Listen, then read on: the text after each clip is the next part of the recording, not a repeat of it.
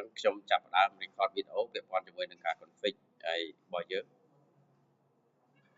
ណាអញ្ចឹងជំហាន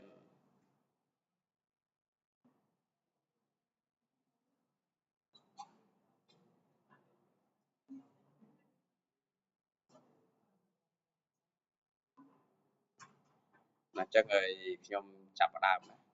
អញ្ចឹងខ្ញុំ config IP តាម network design របស់យើងណាអញ្ចឹងហើយenable config terminal hostname or1 interface fast 00 IP address 192.1.1/255 command no shutdown បាទចឹងខ្ញុំ config មក port រួចហើយចឹងខ្ញុំចូលទៅ port មួយទៀត serial 00 IP address 192.1.1/255/255បាទចឹងខ្ញុំ no shutdown ណាចឹងអា IP នេះឥឡូវខ្ញុំហើយមិនខ្ញុំ config ច្រឡំចឹងខ្ញុំ config ឡើងវិញ00ណាIP address 192.1.1.254វិញណាមិន .1.1 បាទចឹងខ្ញុំ config ច្រឡំទៅណាដូរវិញណាបាទចឹងខ្ញុំ save បាទចឹងខ្ញុំ config DHCP ណាចឹង DHCP ចូល config IP DHCP pool ហើយឈ្មោះមកថា BTB បាទ network address ចឹង network ខ្ញុំឲ្យបោះបាទនេះ0ណា255 0ណាបាទចឹងនៅក្នុង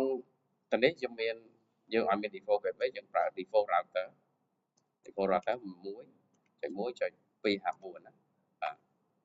ណាចឹងបើយើងដាក់ DNS នៅក្នុងនេះមាន DNS ដែរណាបាទ DNS server ចឹងមកថាខ្ញុំដាក់200ចុះឧទាហរណ៍ណាបាទចឹងខ្ញុំ config DHCP នេះរួចបាទចឹងខ្ញុំ save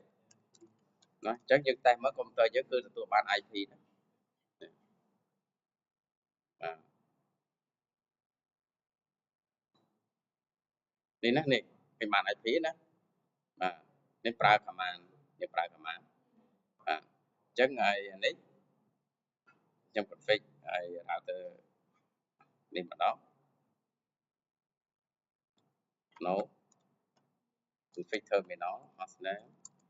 R2 បាទ R2 ហើយ IP address interface fast 000ណា IP address 192.168.3.254តាម network design របស់ខ្ញុំណាតាមមកខ្ញុំ no shutdown ណាតាម interface serial 00យើងចាក់ចេញក៏បានយើងមិនចាក់ចេញក៏បាន IP address 192.1.2/255/255.0ណាគឺ command no shutdown បាទចឹងខ្ញុំ config DHCP មួយទៀត IP DHCP pool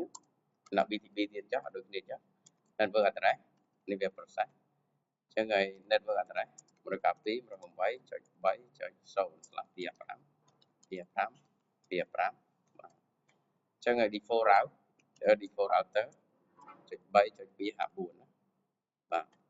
មិនថា DNS ខ្ញុំ config DNS ហើយ DNS យើងចុច tab មក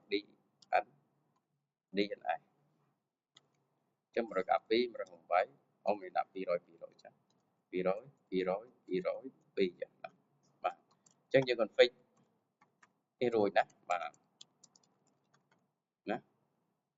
ចឹងយើង config នេះរួចណាចឹងអានេះយើងយកមកបាទយើងចុចមក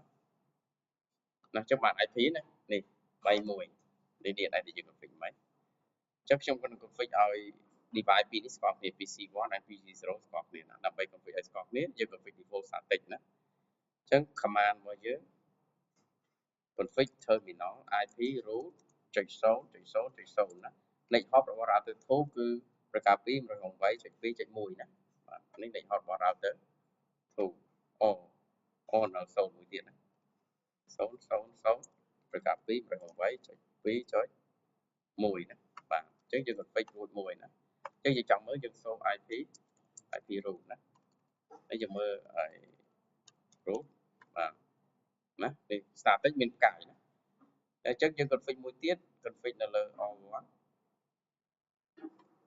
config terminal IP root 0.0.0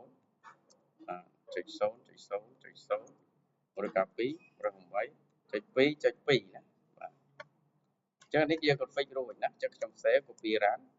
link to standard config បាទអញ្ចឹងយើងតេស្ត device នេះជាមួយគ្នាណាអញ្ចឹងខ្ញុំ ping ទៅកាន់ 192.168.3.1 ណា PC0 ទៅ PC1 ណ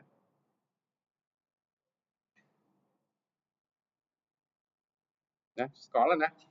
ញ្ចឹង network 2នេះគឺស្គាល់គ្នាណា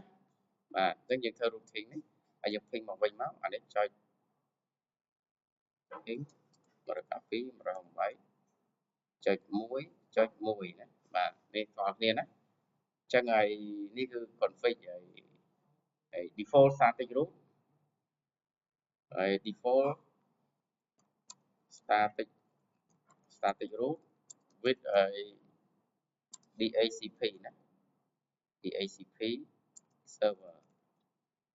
បាទយើង config